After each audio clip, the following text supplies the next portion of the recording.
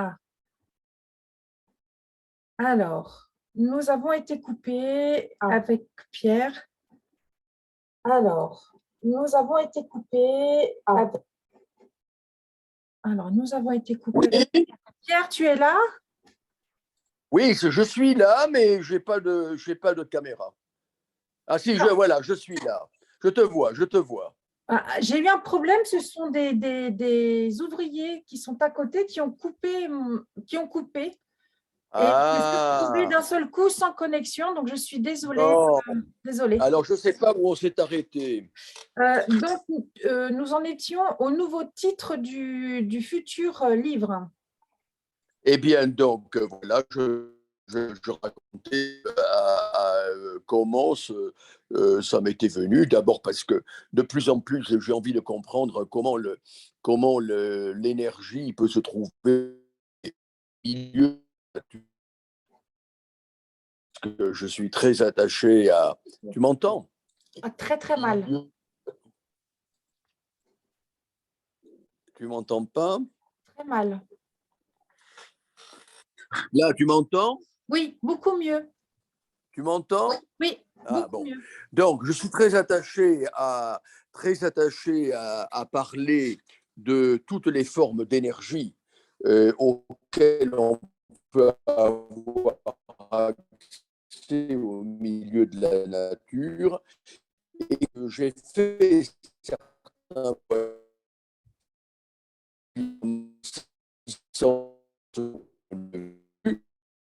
bah je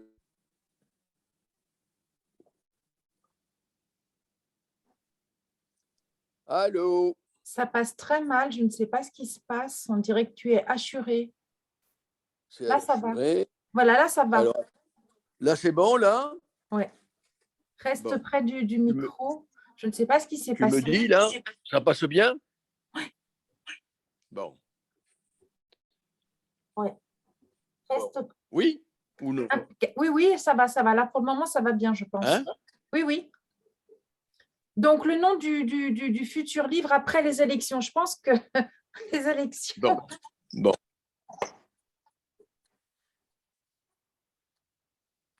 Ben oui. Donc, comme on est un peu agacé par les visions que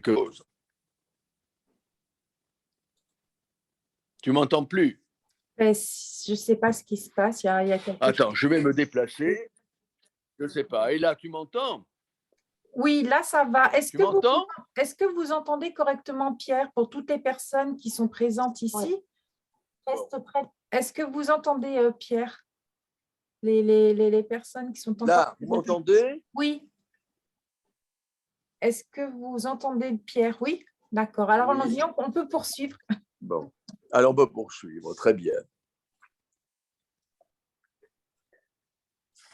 Donc, vas-y, je t'écoute, je t'en prie.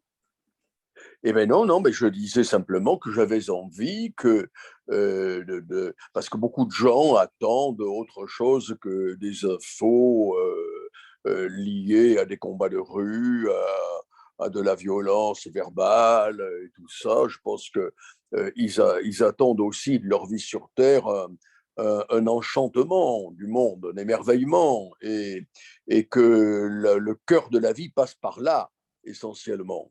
Ça ne veut pas dire qu'il faut être détaché d'un combat politique, d'un combat humain, associatif, pour la défense de ceci, de cela, etc. Non, mais ça veut dire qu'il faut aussi prendre le temps de la réflexion sur des choses essentielles. Vers le fait de défendre une cause implique le plus souvent un ressourcement. Et que ce ressourcement, on le trouve, moi par exemple, je le trouve beaucoup depuis quelques années auprès de la nature. C'est vrai que le fait de vivre au bord de la mer, comme c'est mon cas, d'avoir un bateau, de voir la terre depuis la mer, de marcher dans la forêt, d'être dans une forme de solitude extrêmement parlante, même Oui. assourdissante, m'apporte énormément, me nourrit énormément, me donne une relativité, une vision relative par rapport à des choses que j'aurais considérées comme absolues encore il y a quelques années. C'est vrai ce que tu dis que… Mais oui. Et donc, je pense que les gens, les humains ont besoin d'émerveillement. On ne peut pas traverser une vie sans s'émerveiller. C'est même le sel de la vie, s'émerveiller. Ça n'empêche pas qu'on est aussi des êtres de souffrance, des êtres avec des problèmes, des êtres malades, des êtres avec des difficultés financières, des êtres voilà, des êtres sur Terre, quoi, des êtres vivants. Mais nous avons besoin de cet émerveillement si nous voulons continuer à vivre pleinement. Justement, par rapport à ça, que penses-tu alors, moi, je n'ai pas entendu le titre du nouveau livre parce que j'ai vu que c'était Ah ben pour l'instant, le titre n'est pas définitif, mais Ah, le sous-titre, c'est Mes voyages au cœur de l'énergie sacrée ou Mes voyages sur mes terres sacrées. Voilà. Donc, je me promène du Machu Picchu à Assise, d'Assise à Jérusalem, de Jérusalem dans le Kerala, de Kerala, je ne sais plus où, etc. Bref, dans des lieux qui m'ont complètement, qui ont complètement fabriqué ma vie, quoi. Justement, je voulais te poser cette question. Dans ton parcours de vie, quelles ont été les âmes et les hommes ou femmes qui t'ont le plus marqué au niveau de tes Oh, ben, rencontres? il y en a plein. Parfois, il y a des âmes, comme tu dis, autrement dit, des êtres humains totalement inconnus, mais qui ont été pour moi extrêmement précieux. Et ils ont une place égale à celle des gens illustres que j'ai rencontrés, enfin de ces grandes âmes mondiales que j'ai pu fréquenter. Celles-ci m'ont apporté en termes d'enseignement beaucoup. Elles ont été un peu une boue pour ma propre vie et mon propre chemin de vie. Mais je n'ai jamais vécu avec elles. Donc, c'est une partie de ma vie. Ce sont mes boussoles, mes lumières, mais c'est une partie de ma vie. Je garde beaucoup de tendresse vis-à-vis de plein d'âmes, comme tu dis, qui sont des gens tout à fait simples et qui ont eu des vies très simples, mais qui m'ont apporté beaucoup par leur tendresse, leur capacité d'ouverture, leur générosité, leur qualité, leur qualité humaine. Est-ce que dans tes voyages, tu as toujours eu des rencontres atypiques ou qui t'ont un peu marqué ou qui t'ont laissé une histoire? Oui, souvent, parce que, mais ça vient pas du fait que je l'ai cherché forcément, toujours en tout cas, mais je sais pas, il y a des choses qui m'arrivent que je ne cherche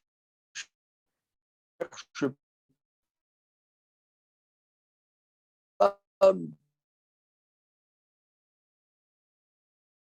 au fait que bon, très, très fortement.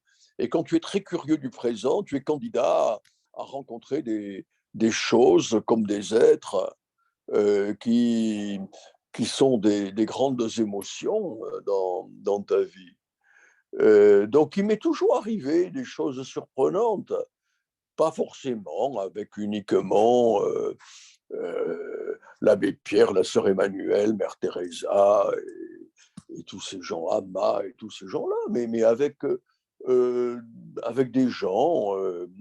Je suis très copain, par exemple, avec un prêtre du nord de la France, le père André-Marie, qui est une sorte de saint, un type incroyable qui, toute sa vie, a recueilli des gens par terre, sans en faire de grands tralala, qui n'a jamais été honoré par le prix Nobel de la paix, ni par les Nations Unies, mais qui est un géant, un tout petit homme, c'est un géant. Et je suis très lié avec lui et avec plein d'autres personnes comme ça qui sont des géants de vie. Euh, Est-ce que, enfin, moi, c'est une encyclopédie parce que c'est vrai qu'il y a tellement, tellement, tellement de choses à connaître sur toi. Euh, je sais que tu étais plus jeune, enfin, je pense que tu l'es de toute façon dans ton âme, tu l'as toujours, ce voyageur, on va dire cet homme J'ai toujours été voyageur. ouais, nomade, mais assoiffé de culture et en même temps euh, à la recherche de réponses à tes questions. Tout le temps, tout le temps. Mais ça, je pense qu'on est avec un patrimoine. Ensuite, vos parents, dans leur éducation, probablement, aident à ce que ce patrimoine fleurisse ou flétrisse. Et puis après, il y a les rencontres de la vie. Et tout ça additionné, moi, j'ai eu une bonne étoile. C'est comme les rois mages qui suivaient une étoile pour aller dans une grotte minable. Moi, j'ai toujours eu une étoile comme ça qui m'a guidé vers des rencontres, vers des questions qui nécessitaient des réponses, chacune de ces réponses nécessitant d'autres questions, et tout ça fait le tissu d'une vie. Une vie, ça n'est une tapisserie de questions et réponses. Parfois de questions sans réponse, et parfois de réponses qui viennent toutes seules sans question. Est-ce que, malgré ce parcours très riche, est-ce que tu as eu un regret? Non, je n'ai pas de regret. À une certaine époque, peut-être, mais maintenant, je n'ai strictement aucun regret. Je n'ai pas de regret parce que finalement, ben, j'ai fait mon bonhomme de chemin un petit peu comme mon destin me le dessinait. Voilà, donc je l'ai fait à ma manière, avec mes ambiguïtés, avec mes errances, avec mes chutes, avec mes relèvements, avec mon imperfection, avec mes défauts autant qu'avec mes qualités. Voilà, donc je fais mon chemin de vie, je continue comme ça jusqu'au bout. La vie, c'est du vivant. Et le vivant, c'est pas de la perfection. Le vivant, c'est pas fait de regrets ou de plénitude. Le vivant, c'est tissé de tout. C'est tissé de manque, de présence, de plein, de vide, d'absence, de présence. C'est ça, là. Donc là, il n'y a pas de place pour le regret. Le regret, ça voudrait dire je voulais quelque chose que je n'ai pas eu. Moi, je n'ai pas le sentiment d'avoir manqué de quelque chose. Non, je n'ai pas ce sentiment-là. Quand on est plus jeune, on peut imaginer plein de choses. On peut s'imaginer plus riche, on peut s'imaginer plus beau, on peut s'imaginer plus rayonnant, on peut s'imaginer, je ne sais pas moi, de mille manières. Et puis après, je dirais qu'on s'habitue à ce qu'on est. Quand je te parlais de regret, est-ce que, donc tu n'en as pas, mais dans toutes les personnes que tu as rencontrées à l'inverse, est-ce que il y en a une qui t'aurait déçu parce que Ah non, tu te serais donné tu veux dire peut-être parmi les êtres, des grandes figures de lumière, là? Ah non, non, non, je n'ai absolument été déçu par aucune de ces figures. Non, je les ai suffisamment suivies pour aller jusqu'au bout de ce qu'elles sont. C'est-à-dire au bout, non, peut-être pas au bout de ce qu'elles sont, mais enfin, pour vraiment comprendre la réalité de leur patte humaine, donc à savoir leurs défauts, à savoir, parce que même ces très grandes figures de lumière, elles ont des défauts, ce sont des êtres humains, c'est pas Dieu qui tombe sur terre, je veux dire, c'est des êtres humains. Mais leur part rayonnante est tellement forte que le reste, je dirais, te paraît attendrissant. Non, je n'ai pas été déçu, j'ai pas ressenti de déception vis-à-vis d'aucune de ces grandes figures.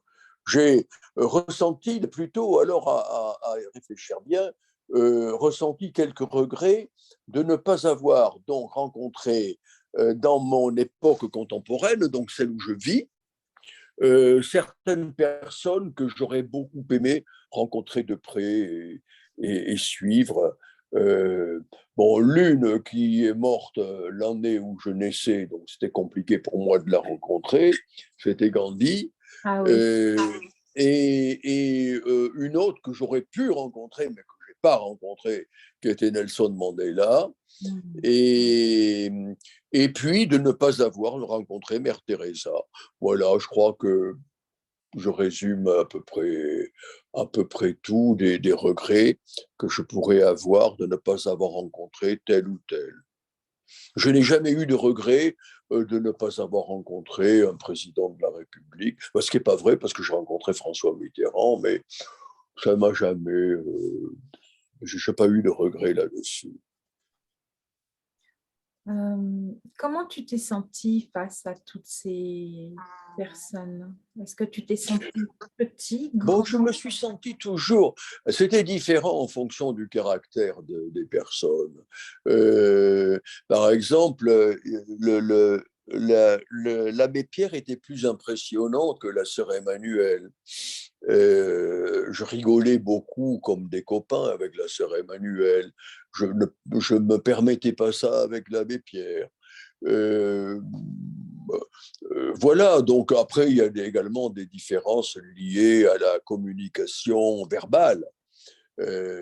Amma, comme tu sais, elle ne parle que le malayalam, hein, et Mm. puis elle n'a pas beaucoup de temps vu ce dont elle s'occupe. Euh, donc, non, comment je me suis senti? Je me suis senti, au fond, comme un enfant curieux, Mm. comme un môme curieux. À qui est donnée cette chance d'accéder à des gens comme ça. Je n'ai jamais très bien compris pourquoi, mais franchement, je remercie tous les jours le bon Dieu, ce que j'appelle le bon Dieu pour moi, c'est-à-dire c'est à la fois mon ange gardien, l'infini, les galaxies que je ne peux pas voir parce qu'elles sont au-delà de notre système solaire et qu'il y en a des milliards, et de m'avoir donné cette opportunité. Voilà, c'est tout. Je dis merci tous les jours. Et bon, évidemment, si ce que ça me faisait ressentir, ça m'a rendu humble.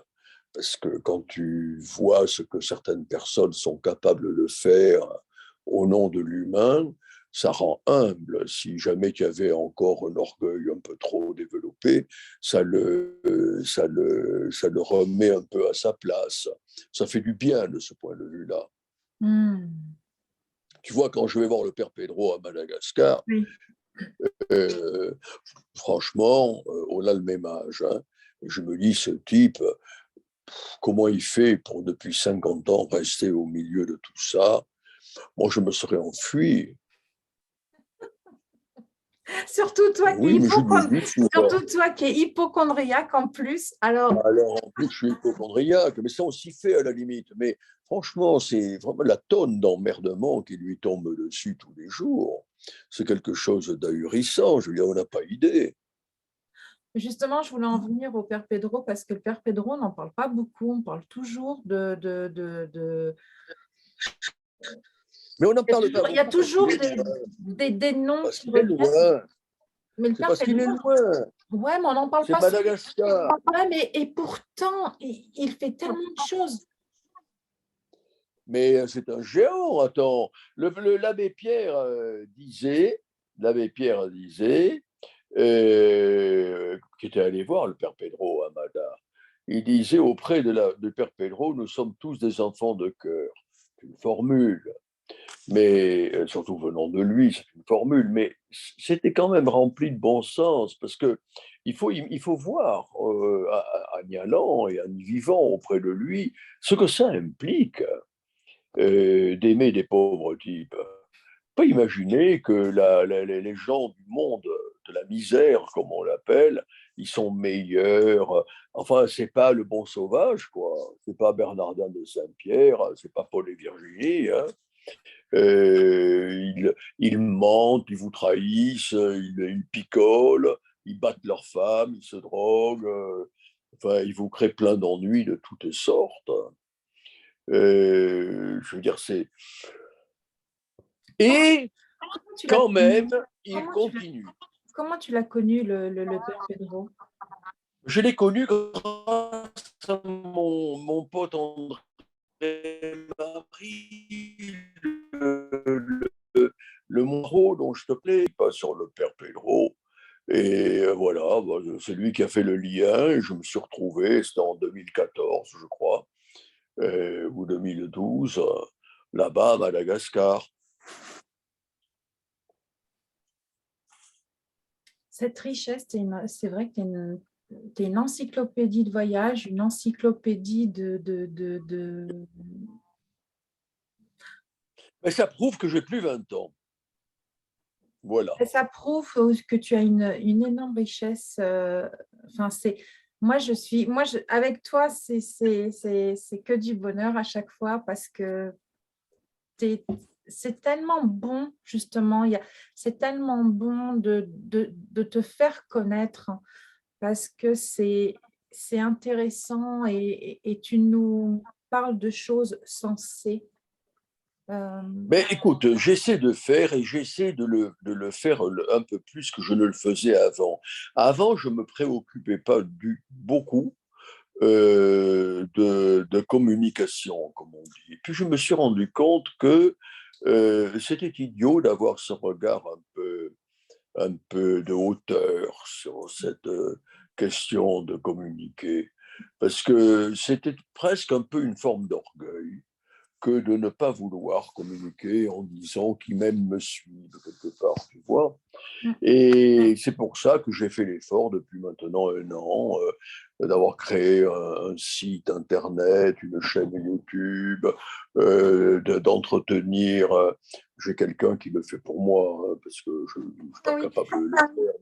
J'allais te poser la question, est-ce vraiment toi qui fais le blog? Non, non, Je te connais.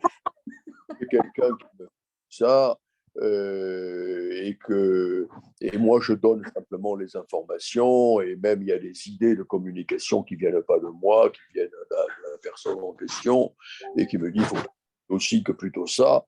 Et puis voilà, parce que. Et finalement, je trouve que c'est très bien. C'est quelque chose de sain et de bon, parce que les réseaux sociaux, il y a à boire et à manger. Il y a énormément de bons réseaux sociaux, et puis il y a des réseaux sociaux qui sont, il faut le dire, assez nuls. Mais bon, c'est l'espèce humaine aussi. Hein. Qu'est-ce que tu veux? C'est comme ça. Il y a des gens qui s'intéressent à des conneries sans nom. Et parmi les gens qui s'intéressent à des conneries sans nom, il y a plein de braves gens que j'aime bien.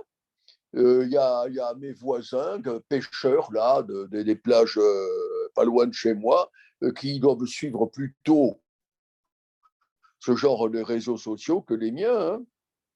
Je les aime beaucoup. Et puis aussi, il y a une autre raison à ça, c'est que aujourd'hui, tu sais, notamment pour le monde des idées, le monde des livres, enfin le mien, les vieux modes d'accès d'avant, les médias, comme on disait, ils sont devenus moins accessibles. Il y a moins de possibilités. Et puis, on les écoute moins. Oui. Tu vois, aujourd'hui, les médias d'infos en continu ont fini par petit à petit grignoter et noyer le monde de l'image. Donc, qu'est-ce qu'on y fait? Ben, on fait des sortes de matchs de boxe, de ring, où on s'injurie, où on prétend ceci, on prétend cela, on refait le monde du matin au soir, etc. Bon, donc il n'y a pas tellement de place pour faire passer des choses positives, faire passer de l'enthousiasme, faire passer des choses liées à la bonté, à la beauté, à tout ça. Parce que de ces chaînes-là et ces réseaux préfèrent les matchs de boxe, l'au-dessous de la ceinture, tout ça, voilà. Voilà. On a plein de personnes. Est-ce que vous Alors, pas auriez... toujours, parce j'ai encore des médias fidèles. J'ai encore, en télé de moins en moins, parce que la télé devient ce qu'elle est aujourd'hui, mais en radio, j'ai encore pas mal d'émissions très fidèles qui m'invitent tout le temps.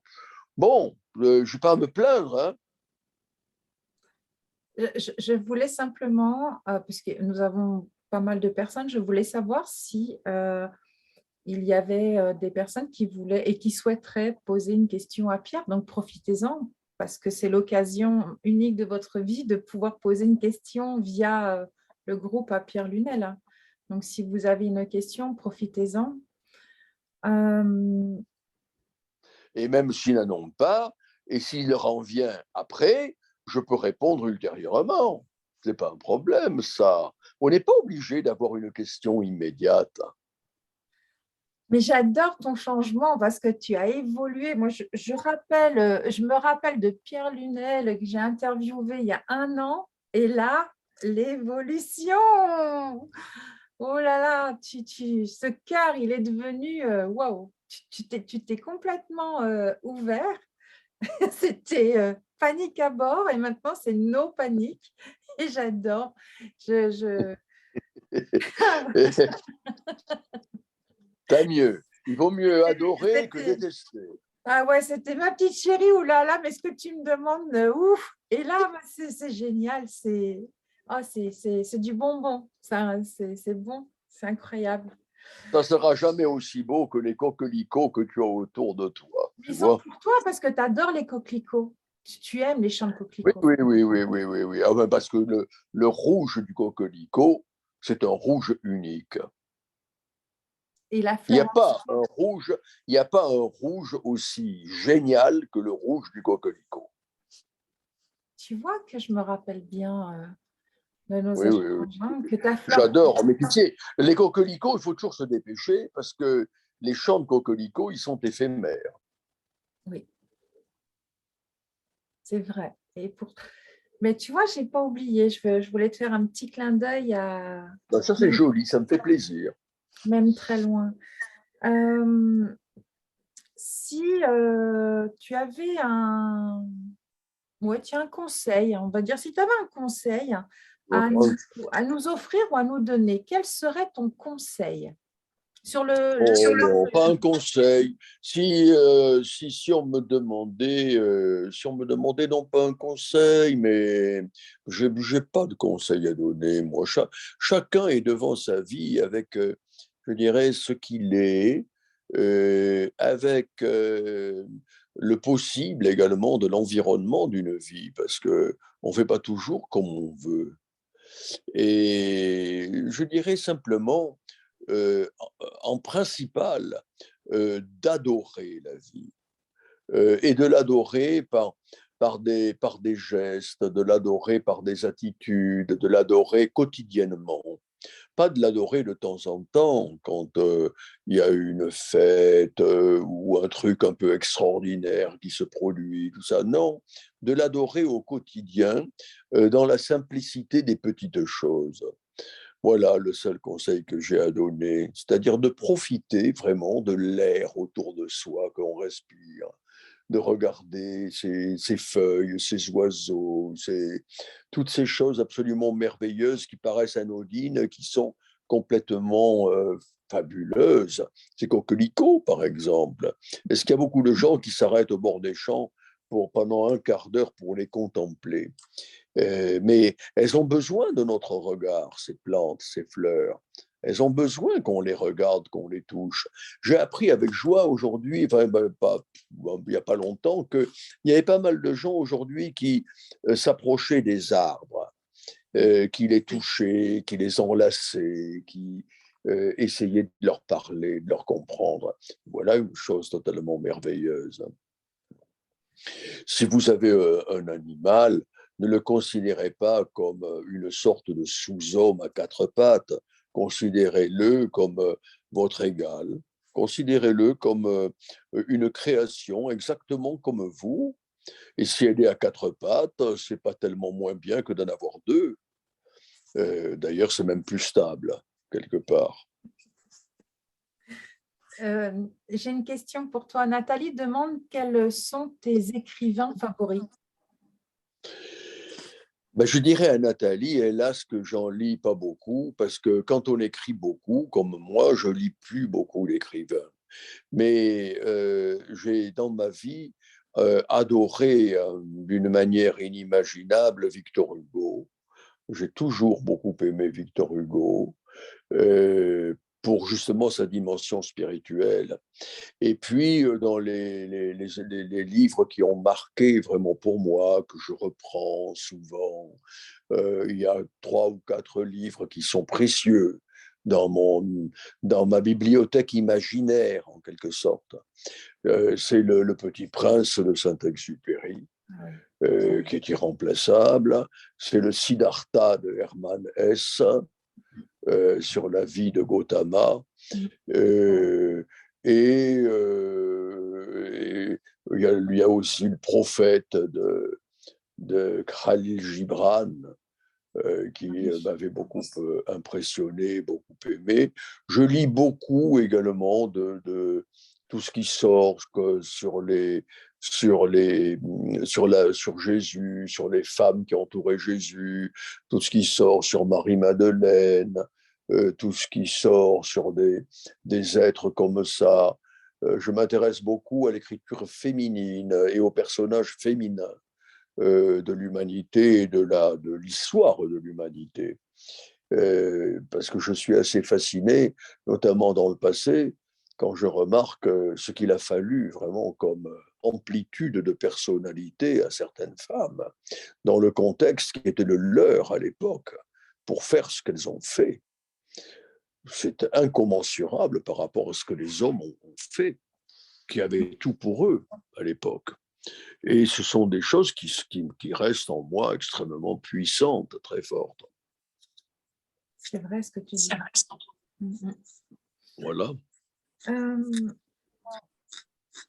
C'est vrai que ce que tu dis sur la vie, en fin de compte, c'est vivre l'instant présent Oui. et puis aimer tout ce qui nous entoure et accueillir avec gratitude tout ce qu'on peut sentir, voir, observer.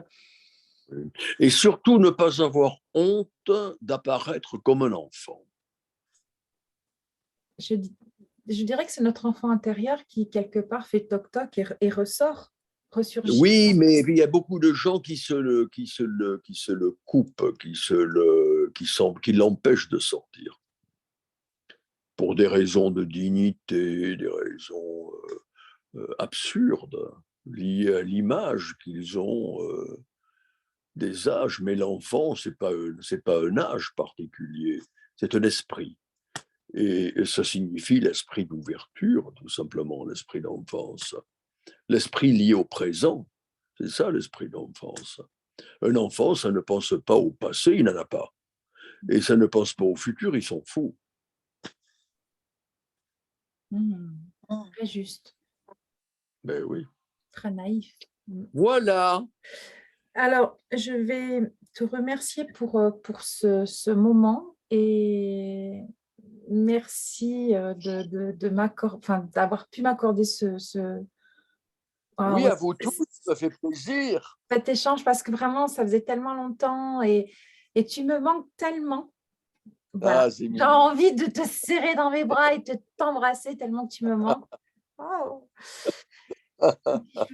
Et je vais te laisser le mot de la fin de notre moment de partage. Voilà. Oui.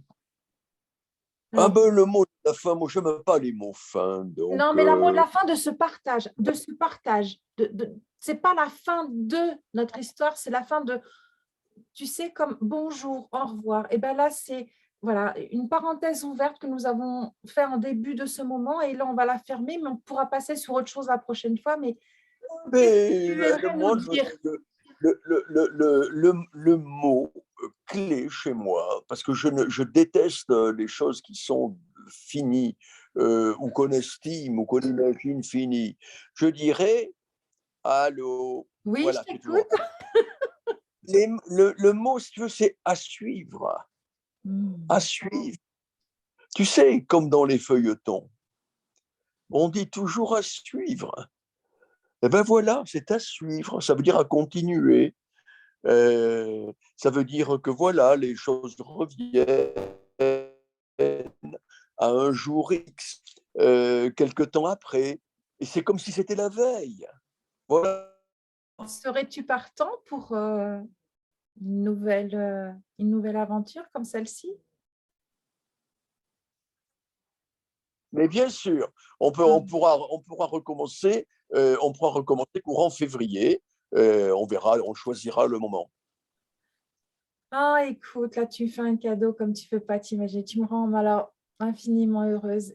Merci pour ta générosité. Merci pour cet amour que tu donnes tout le temps, tout le temps, tout le temps. Ta simplicité, ta, ouais, ton énorme générosité. Et ça, je ne peux pas l'oublier. Gratitude. Je Je t'aime vous embrasse tous, toi et tous les autres. Reçois mes humbles respects. Je vous embrasse tous. Bonne À soirée. bientôt. Merci. Merci à toi. Merci à toi.